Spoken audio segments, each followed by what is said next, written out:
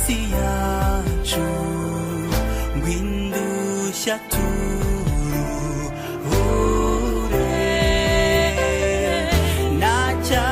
kirara cy'inzererezi rwatumye sacyakira ingoma zose zo mw'isi yacu zijya zihita zishiraho abanga imana ntibayisengero bazapfa bose be kwirikwa nyamara urwo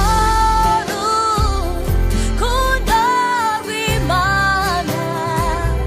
rutagira akagero urwidukunda twabari mw'isi nirwo rutaza shira mbese urukundo rw'Imana yacu rwagereranywa n'iki n'ijuru n'isi baruririmbe kugeza iteka ryose inyanja zose zaba nka wino ijuru rikaba impapuro ibyasi nacyo wakabigira byose uducu twabanditse ab'isi bose bakandikaho iby'urukundo rwayo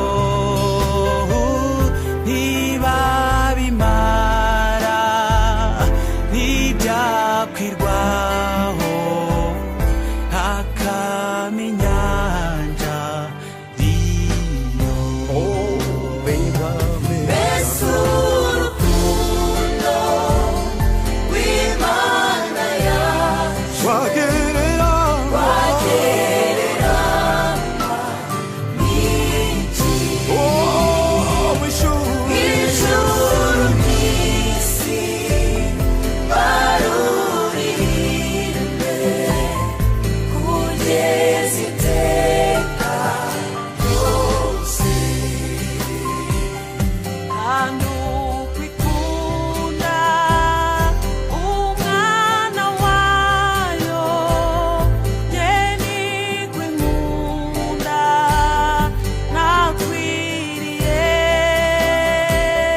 nari umugome n'ukwima Yesu wambambirwe ku musaraba